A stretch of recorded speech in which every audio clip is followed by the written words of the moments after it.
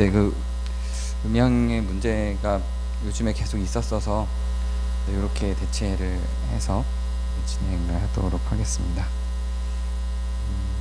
오늘 마태복음 10장 34절에서 38절 함께 보도록 하겠습니다. 교독할게요. 내가 세상에 화평을 주러 온 줄로 생각하지 말라. 화평이 아니요 검을 주러 왔노라.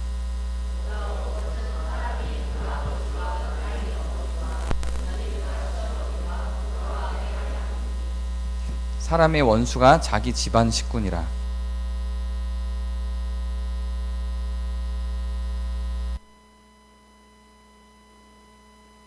더 사랑하는 자도 내게 합당하지 아니하며. 네. 오늘 요절이 그 성경의 최대 난제들 중에 하나로 이렇게 불려지는데, 사실 알고 보면 그리 난제가 아닌데요. 왜 이게 난제가 되냐면 전체 맥락 속에서 안 보고 이 요절만 갖고 보니까 난제가 됩니다. 오늘 읽은 말씀을 보면 난제인 것 같죠. 되게 이상한 말을 해요. 화평을 주러 온 게 아니고 검을 주러 왔대요. 칼을 주러 왔대요. 그리고 사람의 원수가 자기 집안 식구라고 해요.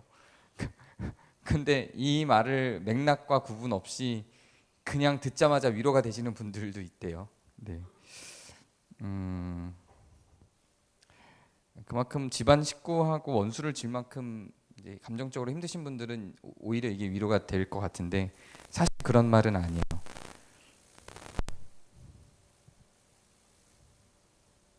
네. 네, 괜찮나요? 네. 마태복음 5장 9절을 보면 그 팔복에 관해서 나오는데, 화평케 하는 자는 복이 있다, 이렇게 얘기를 나옵니다. 성경이 갖고 있는 화평에 대한 이미지는 사실상 부정적이지 않죠. 당연히 긍정적이고, 예수님의 사역의 가장 중요한 목표도 하나님과 우리를 화평케 하고, 그렇게 된 것처럼 우리도 서로 화평케 하는 것에 있으시죠. 그렇기 때문에 예수님을 평강의 왕, 평화의 왕으로 묘사하기도 합니다. 그런데 왜 여기서는 이렇게 이야기를 했을까요? 요게 시작되는 그 시작 지점이 10장 초반부터입니다. 그렇게 시작을 해야 돼요. 처음에 이 설정이, 이 말씀이 시작되는 그 10장 초반의 설정이 뭐냐면 제자들을 파송하면서 하신 설교예요. 그러니까 이거는 이걸 듣는 대상이 12명의 제자들입니다. 그 제자들을 세상 속으로 예수님께서 파송하시면서 하신 설교입니다. 그러면 제자들에게만 해당되는 거고 우리한테는 해당되는 게 아니냐, 이렇게 생각할 수 있는데 그렇지는 않죠. 제자들에게 한 말이지만 우리에게도 해당이 될 겁니다. 그때 제자들에게 이렇게 말을 하면서 시작해요. 너희들은 가서 병든 자를 고치고 죽은 자를 살리고 납병한 자들을 깨끗하게 하고 귀신들을 쫓아내고, 또 거저 받았으니 거저 주고 금이나 은이나 돈을 가지지 말고 여행을 위해서 배낭이나 두벌 옷이나 신이나 지팡이를 가지지 말고, 일꾼이 자기의 먹을 것을 받는 것은 마땅하니 그 먹을 것을 받는 정도만 받으라는 거예요. 이렇게 이야기를 하면서 파송을 합니다. 자, 먼저 여러분들한테 한번 질문을 해볼게요. 하나님이 짠 나타나셔서 여러분들에게 너희들은 살아갈 때 이제 일용할 양식만 얻고 그 이상은 갖지 마. 그리고 그 일용할 양식으로 자족하고 만족하며 살으렴, 이렇게 얘기를 했어요. 그리고 여러분들이 그거를 지키려고 해요, 이제부터. 자, 그러면 여러분의 가족들과 어떤 문제가 발생할까요? 심각한 문제가 발생하게 되겠죠. 네. 거기에서가 시작이에요. 거기서 시작이고, 이게 어디로 가냐면 10장 17절을 보면 사람들이 너희를 공회에 넘겨주고 그들의 회당에서 채찍질을 할 거래요. 핍박을 할 거라는 이야기예요. 그게 전제예요. 그리고 나로 말미암아, 예수님으로 말미암아 너희가 임금들 앞에서 끌려갈 거고 그들과 이방인들에게 너희를 증거 삼아서 너희를 핍박할 거라고 해요. 그러니까 본보기를 삼을 거라는 거예요. 너희를 본보기 삼아서 너희들을 핍박할 거다 이렇게 이야기를 해요. 그리고 너희를 임금에게 넘겨줄 거라 그래요. 이게 전제예요. 이게 배경입니다. 이런 환경이에요. 그리고 그때에는 형제가 형제를, 아버지가 자식을 죽이는 데 내주고 자식들이 부모를 대적해서 죽게 할 거래요. 이렇게 될 거라는 게 전제입니다. 그러니까 기본적인 전제가 뭐냐면 대립구도가 있어요. 어떤 대립구도냐면 선하게 살고자 하는 하나님의 명령을 받은 것을 수행하는 사람들과 그렇지 않은 사람들 간의 어떤 대립구도가 지정이 된 겁니다. 그런데 그 대립구도에는 뭐가 있냐면, 대립구도에는 어두운 데서 이르는 것이 있고 광명한 데서 말하는 게 있어요. 그게 27절이에요. 그러니까 어두운 데에서 이르는 사람들이 있고 광명한 데서 말하는 사람들이 있어요. 근데 거기에 대해서 두려워하지 말래요. 왜냐하면 몸은 죽여도 영혼은 능히 죽이지 못하는 자들을 두려워하지 말고 오직 몸과 영혼을 능히 지옥에 멸할 수 있는 하나님인 거죠. 하나님을 두려워하라고 해요. 이게 전제예요.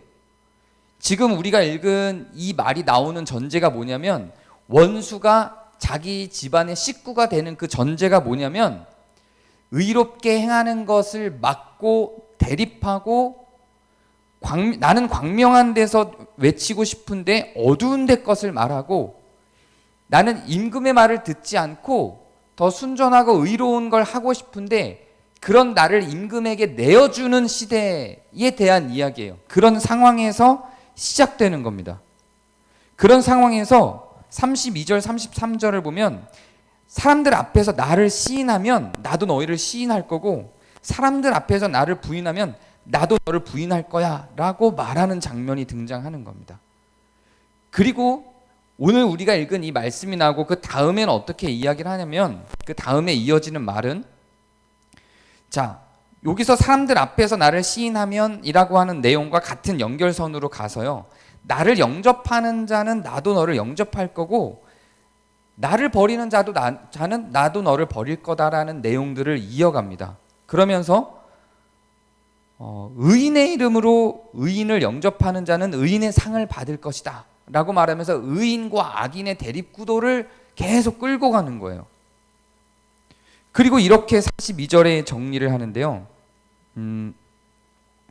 지극히 제자의 이름으로 이 작은 자 중 하나에게 냉수 한 그릇이라도 주는 자는 내가 진실로 그 사람을 결단코 상을 잃지 않게 하겠다고 해요. 여기까지 이런 맥락입니다. 전제들을 좀 보면 의로운 게 있고 악한 게 있어요. 예수님이 뭔가를 명해서 의롭게 살아가게 만들어요. 근데 이 의롭게 살아가게 하는 이 주장은 총독과 임금이 싫어하는 주장이에요. 그래서 사람들이 따르지 않는 길이에요.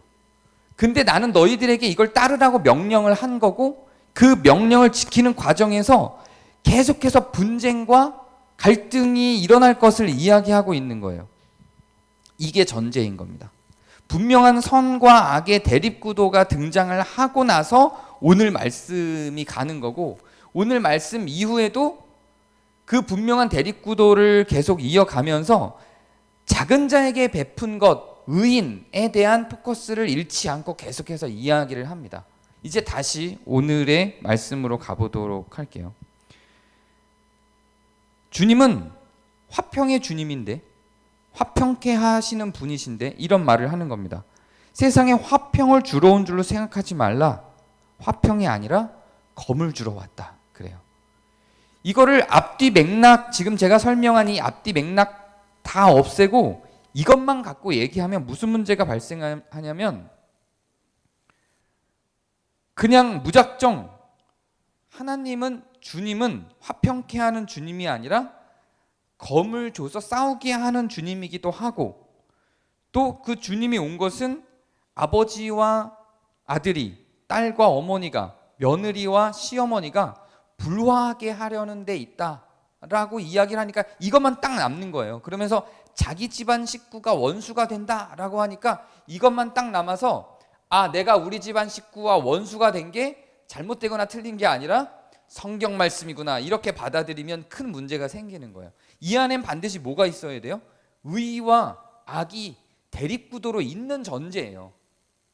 의와 악이 대립구도로 있는 전제고, 그 중에서도 그 의와 악이 뭐냐면 작은 자에게 하는 무엇과 그렇지 않은 것, 임금들 세상의 흐름의 주류로 타고 들어가는 것과 그렇지 않은 것 사이의 대립구도들인 거예요. 이런 구도들 사이에서 갈등이 일어났을 때 나는 어떻게 할 것인가에 대한 이야기인 것이에요. 다른 게 여기에 끼어들면 안 돼요. 그래서 내가 교회를 갈 것인가 말 것인가 라든지, 내가 원하는 거를 아내나 남편이 들어줄 것인가 말 것인가 라든지, 아니면 성격 차이나 어떤 그런 관계적인 문제로 발생한 갈등에 대해서라든지 이런 걸 얘기하는 게 아니라는 거예요. 그 안에 의와 악의 대립이 있을 때 전제된 이야기인 겁니다. 우리 가정에 생긴 불화가 당연하다가 아니라 그 안에서 의와 악의 대립이 있는가를 먼저 살펴봐야 이 오늘의 말씀이 의미가 되는 겁니다. 그러면 오늘 말씀으로 좀 들어가 보도록 하겠습니다. 화평이라고 하는 게 뭘까요? 화평의 전제 조건은 뭘까요? 자, 이거는 제가 사랑에 대해서 이야기할 때 몇 차례 설교를 하기도 했습니다. 사랑은 결과입니다. 그건 조건이 아니에요. 여기서 우리는 굉장히 많이 헷갈립니다. 사랑은 결과로 나타나는 거예요. 근데 그 사랑이 결과로 나타나지 않고 조건이 되면 어떤 문제들이 발생하냐면, 사랑의 조건으로, 즉 나는 사랑해야 하기 때문에 그 사랑을 조건 삼아서 사랑이 전제가 돼서 사랑이 동력이 되고 사랑이 모든 기본 조건이 돼서 다른 것들을 해석하게 되면 무슨 문제가 발생하냐면 악을 수용하는 경우들이 생기는 거예요. 나는 악한 것들을 보고 그 악한 것들에 대해서 이야기할 수 없는 상황이 돼요. 왜냐하면 내가 사랑하는 자니까. 이렇게 간다는 거죠. 근데 성경이 갖고 있는 건 사랑은 결과고 목적이에요. 거기에 대한 조건이 뭐냐면 의로움이에요. 사랑을 하는데 의로움이 아니라 악의 그 영역 안에서 사랑을 하는 건 성경적 관점에서 사랑이라고 말하지 않습니다. 그건 악에 물든 거예요. 예를 들면, 예를 이런 걸 들어서 죄송해요. 제가 요즘에 본 영화들이 많지 않아서. 올리버 스톤의 킬러라는 영화가 있어요. 남자와 여자가 사랑을 해요. 근데 이 여자가 기가 막힌 킬러의 성향을 갖고 있어요. 근데 이 남자도 여자를 사랑해서 나중에 같이 킬러가 됩니다. 이거 실화를 바탕으로 만든 영화예요. 그래서 이 두 명의 주인공이 그때 미국 전역을 다 뒤집어 놔요. 막 다 죽이고 다니거든요. 이 사람들의 근거는 뭐였냐면, 내가 왜 이렇게까지 사람들을 죽이냐면 그녀를 사랑하니까가 답이었어요. 이러면 안 된다는 거예요. 사랑이 조건이나 전제가 되면 이런 문제가 발생하는 거예요. 근데 사랑은 결과로 나타나는 거예요. 이런 거죠. 우리는 처음에 태어날 때부터 사랑으로 가득한 세상을 살아가는 걸 하나님께서 창조의 섭리로 만드신 거예요. 그래서 에덴 동산은 원래 사랑으로 넘쳐나던 세계였어요. 서로를 아끼고 사랑하던 세계였고, 그게 하나님께서 꿈꾸시고 우리에게 주시고자 했던 세상이에요. 그런데 인간이 타락하기 시작하죠. 그때부터 제일 먼저 발생한 게 뭐였어요? 아담이 하와를 고자질하기 시작합니다.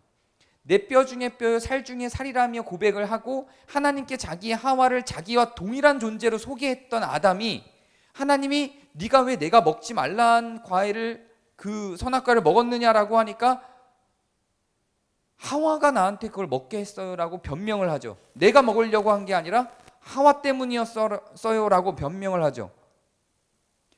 그건 뭘 의미하는 거였냐면, 하나님께서는 그걸 먹는 사람은 반드시 정령 죽으리라고 했는데, 네가 왜 그걸 먹었냐고 물어볼 때 하와가 나한테 먹게 했어요라고 하니까 하와를 죽여주세요와 같은 개념인 거예요. 관계가 깨져버렸어요. 그런 세상이 됐어요. 이제는 악이 들어온 세상이 됐어요. 그건 계속해서 사람들에게 물려졌고, 우리는 태어날 때부터 어떤 악한 속성을 갖고 태어난 시대 속에서 살아가게 됐습니다. 그래서 우리에게는 악이 들어왔고, 선을 즉 사랑을 행할 수 있는 능력을 상실한 시대가 됐어요. 여기서부터는 이제 사랑은 결과와 목적이 되는 거예요. 전제가 되지 않아요. 의가 상실된 상태에서 사랑을 실천할 수가 없어요. 그래서 그걸 위해서 행해줘야 하는 게 뭐냐면 의로움이었던 거예요. 그걸 위해서 우리는 의로워져야만 했고 죄가 없어져야만 했어요. 그래서 예수님이 우리의 죄를 위해서 죽으셔서 우리로 하여금 죄가 없이 살아갈 수 있는 능력을 주시고 사랑할 수 있는 능력을 주신 거예요. 성령으로 말미암아. 순서상 이렇게 된 거예요. 의가 있고 그 다음이 사랑인 거예요. 의는 전제고 그 다음에 우리가 목표하는 바는 사랑인 거예요. 두 가지를 실수하지 말아야 하는데 뭐냐면 의가 목적이 아닙니다. 의는 목적이 아니에요. 그건 조건이에요. 의를 목적으로 삼으면 진짜 사랑이 다 소멸돼 버려요. 작은 하나하나까지 의를 목적으로 삼아서 모든 것들을 판단하고 심판해서 사랑을 결과 삼지 않는 것들까지도 전부 다 의로 다 모든 잣대를 재버리는 건 틀린 거예요. 이것도 틀린 거고, 의라는 전제 없이 사랑만 가득하게 하기 위해서 악을 수용하고 죄를 함께 지으면서도 사랑 때문이다라고 말하는 것도 틀린 거예요. 둘 다 틀린 거예요. 그래서 의를 전제로 하고 그 의의 토대 위에서 사랑을 실천하고 살아가게 만드는 게 기본적인 성경의 구조인 겁니다. 그렇기 때문에 지금 우리가 하는 이 말씀이 이런 맥락과 전제 속에서 가능해진 이야기예요. 세상에 화평을 주러 온 게 아니다. 화평이 절대적 조건이 아닌 거예요. 화평은 사랑처럼 결과로 주어지는 겁니다. 화평은 어떤 토대가 있어야 돼요. 화평 이전 단계에 어떤 초석이 있어야 됩니다. 그 초석 없이 화평만을 목적으로 하고 좋은 게 좋은 거지, 분위기만 좋으면 됐지의 목적의 의미로서의 화평을 꿈꾸면 그거는 온전한 화평이 되지 않아요. 온전한 사랑도 되지 않아요. 그건 냉수 한 그릇을 필요로 하는 작은 자들을 망가뜨리는 결과를 초래할 수밖에 없어요. 그건 왕과 총리가 원하는 세계를 만들 수밖에 없는 거예요. 그래서 화평만을 위해서 서로 이상한 악유가 일어나지 않게 하기 위해서, 분쟁과 논쟁과 싸움이 일어나지 않게 하기 위해서 그냥 좋은 게 좋은 거지라고 넘어가기 시작하면 약하고 힘이 없는 사람들은 다 아무 말도 하지 못하는, 자기들의 사랑은 포기해야 되는 시대로 끌고 가게 되는 거예요. 왕이나 총리만이 모든 것들을 누릴 수 있는 시대가 되는 거예요. 그렇게 되는 거예요. 그래서 하나님, 예수님이 우리에게 오신 그 최종적인 목적은 화평이고 평화이며 사랑이지만 그걸 이루기 위해서 기본적으로 처음에 초석으로 깔아야 되는 건 뭐냐면 의로움인 거예요. 그래서 이 말씀을 하신 거예요. 화평을 주러 온 게 아니라 검을 주러 왔다. 자, 이제 여기부터는 이제 우리한테 좀 힘든 이야기가 시작이 될 겁니다. 이제는 알겠어요. 검을 주러 온 건 알겠어요. 근데 그 검을 휘둘러야 되는 대상, 그 대상이 가족일 수도 있다는 거예요. 집안 식구일 수도 있다는 거예요. 아들과 딸일 수 있고 아버지와 어머니일 수 있다는 거예요. 우리는 이 두 가치가 충돌할 때가 있어요. 충돌을 많이 하죠. 성경에서는 지금까지 제가 계속해서 설교를 해왔던 것처럼 가족에 대한 가치를 굉장히 중요하게 이야기를 합니다. 가족이 굉장히 중요해요. 부정할 수 없어요. 자녀에게 하는 것이 곧 하나님께 하는 거래요. 배우자에게, 남편에게, 아내에게 하는 게 곧 하나님께 하는 거래요. 부모에게 하는 게 곧 하나님께 하는 거래요. 이래서 가족을 너무너무 중요하게 그려놨어요. 근데 그거는 전제가 있는 거예요. 그것이 악으로 가지 않을 때예요. 그것이 의로운 것들을 전제하고 있을 때 그렇다는 거예요. 만약에 딸과 아들이, 아버지와 어머니가, 며느리가, 시어머니가, 그리고 배우자가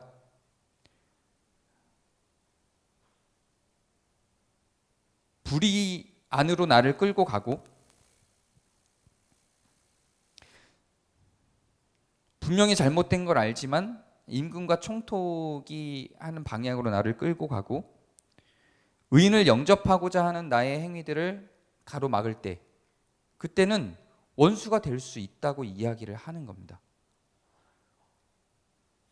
우리는 이런 갈등들에 직면할 수밖에 없고 직면하는 시점들이 분명히 있어요.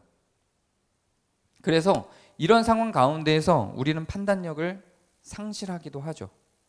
그래서 내가 하는 행동들, 가족을 위해서 내가 하는 행동들이 의로운 것인지 불의한 것인지 고민을 하게 만들 때도 있습니다. 이럴 때를 위해서 오늘 37절의 말씀처럼 아버지나 어머니를 나보다 더 사랑하는 자는 내게 합당치 아니하다고 하고 아들이나 딸을 나보다 더 사랑하는 자도 내게 합당치 아니하다고 말씀을 하시는 거예요. 이걸 이제 다 알고 있고 그럼에도 불구하고 우리는 고민이 되죠. 그 예전에 제가 했던 설교에서 들었던 예들 중에 하나입니다. 뭐 재산을 갖고 있는 사람들이 우리나라에선 이게 굉장히 당연하게 여겨지죠. 재산을 갖고 있는 사람들이 그 재산을 그 자녀에게 상속하는데 그게 왜 문제냐 이렇게 이제 우리나라에선 너무 자연스럽게 이해가 되죠.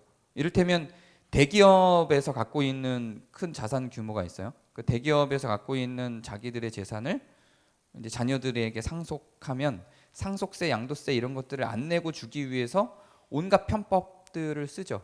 그러면서 그것들을 뭐 더 많은 세금을 부과하고 이러는 법들을 가지고 싸우는 싸움이 엄청나게 그 정치적인 쟁점이 되죠. 그게 어마어마한 쟁점이 돼서 그거 하나가 그 부자들이 상속세를 줄여주고 늘려주는 그거 하나가 정말 국가 전체에 해당하는 중요한 사안을 결정하는데 딜을 할 수 있는 요소가 돼요. 그렇죠? 그걸로 계속 싸우는 거고 결국은 그 노무현 전 대통령이 계속해서 피해를 입었던 것도 그런 부분들에 대해서 부자들의 세금과 상속세나 양도세들에 대해서 높게 부과하는 것들을 진짜 부자가 아닌 오히려 다른 사람들이 막 막으면서 이게 불거지기도 했죠. 그런 거죠. 이게 왜 그렇게 큰 문제가 되는지 사실 이걸 면밀하게 정치적인 내용들을 파보지 않으면 이해가 안 될 수 있어요. 특히 우리나라 사람들은. 왜냐하면 아니 아버지가 아들에게 내 재산을 물려주려고 하는 게 그게 뭐가 그렇게 큰 잘못이냐 이렇게 되는 거예요. 이런 속성들이 가족 가운데 묶여서 그냥 그 가족이라는 그 가족 간에 있는 그 가족은 하나다라고 하는 가족을 위해서 뭔가를 한다라고 하는 것이 오히려 더 의롭게 보이고 문제가 없는 것처럼 보이게 만드는 게 그냥 우리나라 사람들의 정서예요. 그래서 이 말씀이 받아들여지기가 힘이 든 겁니다. 정서적으로 많이 멀어지지 못해요. 나눠지지 못해요.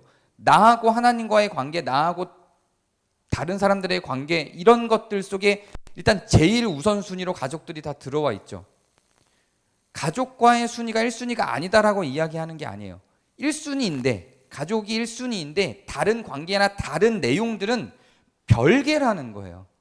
만약에 그 부자의 상속세나 이런 것들이 과도하게 그 많이 상속이 됨으로 인해서 사회적인 불이익을 주고 거기에 피해가 오게 된다면 그것이 악으로 규정된다면 거기에 대해서 당연히 제재를 가하는 게 맞는데 우리나라 사람들의 정서는 그걸 끊어내지 못해요. 이 관계를 끊어내지 못해요. 그래서 이 말씀을 받아들이기가 너무 힘듭니다. 이거는 딱 매겨놓고 하나님을 더 사랑하냐 예수님을 더 사랑하냐 내 딸이나 내 아들을 더 사랑하냐 내 아버지나 어머니를 더 사랑하냐라고 하는 감정적인 걸 얘기하는 게 아니에요. 이렇게 하면 안 되는 거예요. 그래서 여러분은 하나님을 사랑하십니까? 여러분의 아들을 사랑하십니까? 그러면서 아브라함이 이삭 바쳤던 것도 얘를 딱 끌고 와서 지금 결단하십시오. 예수님을 더 사랑하십니까? 뭐 이렇게 하면 안 되는 거예요. 지금 배경이 그런 배경이 아니에요. 앞에서 쭉 맥락을 갖고 오고 뒤까지 연결된 내용처럼 선과 악의 구도가 명료하고 내가 의로운 길을 가고자 하는데 그것에 대해서 반대하고 그것이 우리가 가족이기 때문에 엮여 있을 때를 얘기하는 거예요. 그런 상황 가운데에서 가족이 나를 판려하고 내가 가족과 그런 의로운 선택에 있어서 떨어질 수밖에 없는 관계가 되었을 때를 이야기하는 거예요. 누구를 감정적으로 더 사랑하느냐, 감정적으로 더 가깝냐를 얘기하는 게 아니에요. 그런 얘기가 아닙니다. 선택의 기로에 섰을 때 나는 어떻게 할 것인가에 대한 이야기를 하는 거예요. 의와 불의에 대한 선택에 그 안에 끼어 있는 가족에 대한 이야기를 하는 거고, 이 부분의 선을 넘어가는 게 내 의와 사랑에 대해서 가늠하는 가장 막바지에 이르는 시험입니다. 이게 가장 정교하게 최대치로 극단까지 가 있는 시험이에요. 우리는 의를 위해서 많은 것들을 희생할 수 있죠. 그렇게 계속 배우고 있어요. 물론 그걸 배운 대로 실행하느냐 마느냐의 문제는 다르겠죠. 의를 위해서 내 돈을 버릴 수 있을 것인가, 의를 위해서 내 사회적 입지를 버릴 수 있을 것인가, 의를 위해서 내 시간을 버릴 수 있을 것인가, 내 시간을 투자할 수 있을 것인가, 이런 많은 고민과 갈등들도 계속 있죠. 이런 것들도 힘든데, 그런 힘든 것들 중에 가장 극단에 힘든 게 뭐냐면 의를 위해서 가족의 문제도 내려놓을 수 있는가를 묻는 질문인 거예요. 이것만으로도 어렵죠. 근데 이걸 이렇게는 끌고 가고 이거하고는 분리시키는 거예요. 감정적으로 어디가 더 우선인가, 이걸 묻는 게 아니란 얘기예요. 저는 감정적으로는, 당연히 감정적으로는 얘 하나 제 아내가 더 가까워요. 저는 목사인데. 하나님과 예수님은, 죄송해요, 떠올려야 좋아요. 일상에서 좋지 않아요. 떠올리고 묵상을 해야 돼요. 그래서 이게, 저는 아직 그 수준이 아닌가 봐요. 어떤 목사님들 설교를 듣거나 어떤 권사님들을 들으면 24시간 내내 동행하는 것 같고, 이런 늘 가까이 있는 것 같고, 이렇게 말씀하시는 분들이 있고, 전 부럽기도 해요. 실제로 그러려고 막 노력을 해보기도 했어요. 잘 안 돼요. 저는 그냥 제 아내와 제 딸에게 잘해주고, 그게 사랑스럽고, 그 사랑을 위해서 나를 헌신하는 것이 내가 곧 죽게 하는 것이라고 생각하고 살아가요. 저는 또 그게 신앙이라고 생각해요. 그렇게 저는 믿어요.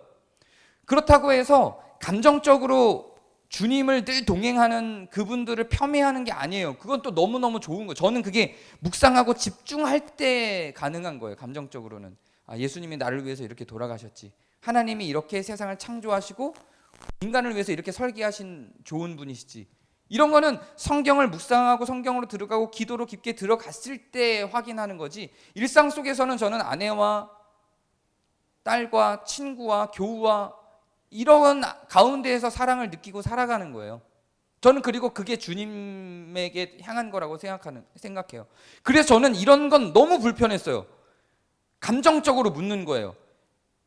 여러분의 아내입니까? 예수님입니까? 밑도 끝도 없이. 이거는 아니라는 거예요. 이걸 질문하는 게 아니에요. 이 본문이. 당연히 매일 보고 있는, 육체적으로 신체적으로 매일 가늠하고 있는 아내와 딸에게 감정적으로 더 가죠. 근데 그럼에도 불구하고 그렇게 감정적으로 엮여 있기 때문에 더더욱 힘든 게 있는데, 그게 뭐냐면 어떤 선택의 기로와 순간들이 있을 때가 있다는 거예요. 하나님의 가르침이 내 앞에 분명하고, 그리스도께서 그리스도의 말씀으로 가르친 내용들이 내 앞에 분명한데,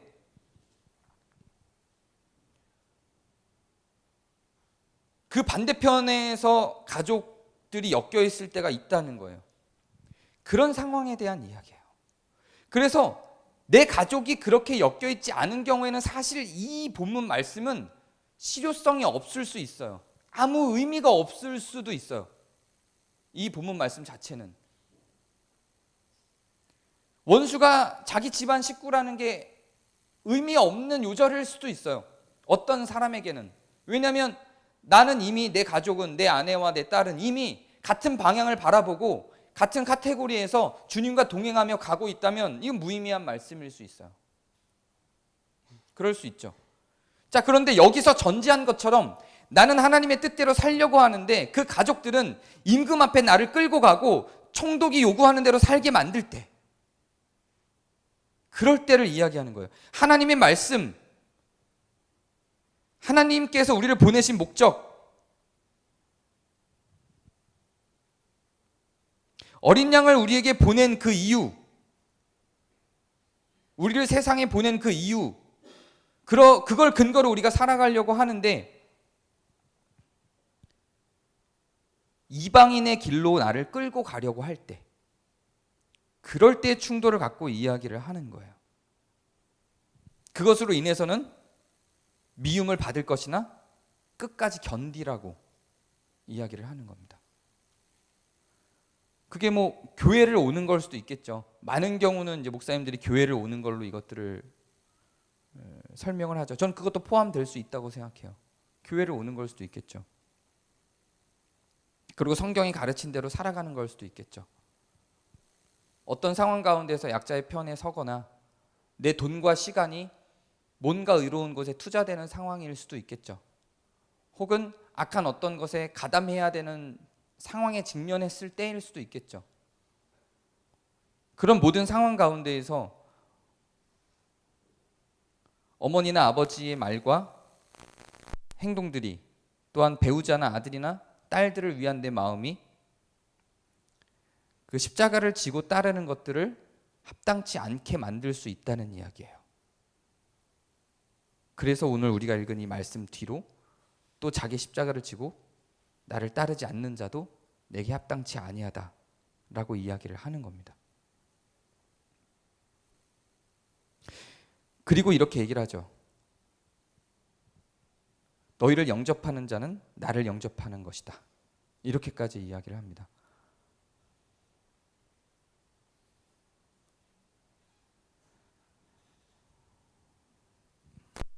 우리를 영접한다라고 하는 건 우리가 하는 이런 모든 행동들을 이해하고 수용하고 받아주고 영접하는 걸 의미하는 거겠죠.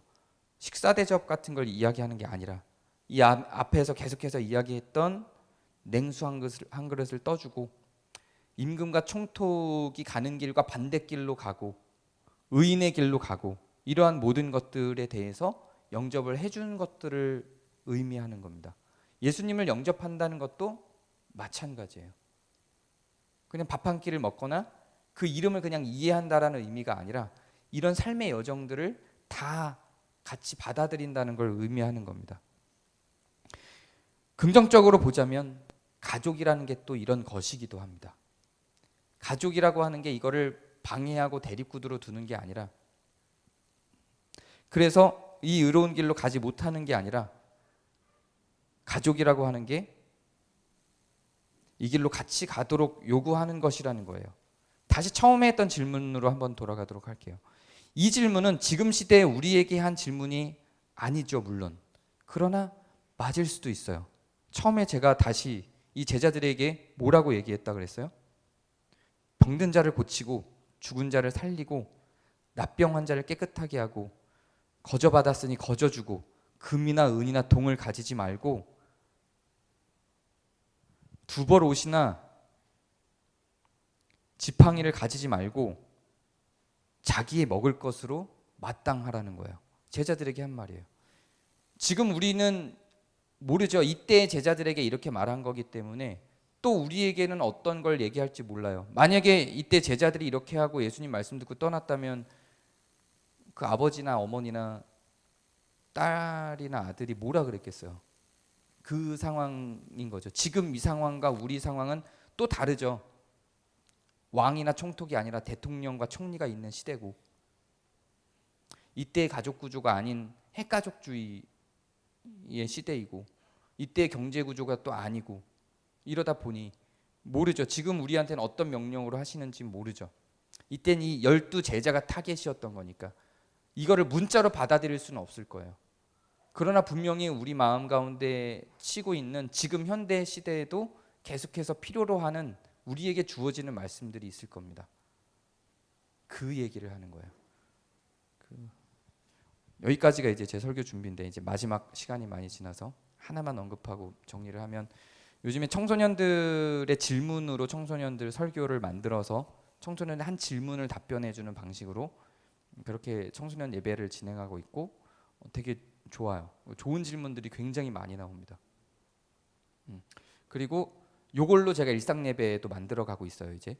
근데 질문 중에 오늘 나온 질문이 뭐였냐면, 성경에서 그 시대에 그 사람들에게 한 말인지 지금 나에게 하는 말인지 어떻게 구분하나요?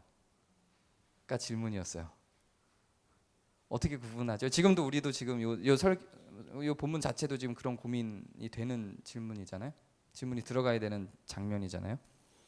답은 사실 없어요. 네. 어떻게 구분하는지는 문화적 맥락도 사회적 맥락도 이해를 해야 되고 딱 원리상 있으면 좋긴 하겠는데 그렇게 구분되질 않고 해석을 해야 될 필요가 분명히 있어요. 그래서 성경이 읽기가 좀 까다롭죠. 2000년 책이니까, 2000년 전 책이니까.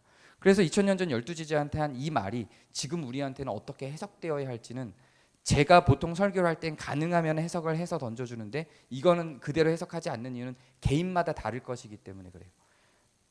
나에게 배낭이나 두보로 갖지 말라고 하거나 자기 먹을 것으로 자족하라고 하는 이게 나에게는 어떻게 받아들여져야 될지 다르겠죠. 그리고 그것들을 갖고 내가 해야 될 의로운 목적도 다르겠죠. 여기서의 의로운 목적은 냉수 한 그릇인데 또 다른 어떤 의로운 목적들이 다르겠죠. 여기서는 뱀같이 지혜롭고 비둘같이 순결하게 하도록 요청을 하고 이런 여러 가지 몇몇 요소들이 있어요. 제자들에게 던져준. 근데 우리에게 던져준 게 또 다르겠죠. 그런 것들은 우리가 성경을 배우고 사랑방에서 나누고 가족들하고도 나누고 내가 말씀 안에서 기도로 묵상을 하고 그러면서 나에게 주어지는 것일 겁니다. 그래서 그런 것들을 고민을 하면서 오늘의 이 말씀이 적용이 돼야 될 거예요. 제가 잠깐 기도하겠습니다.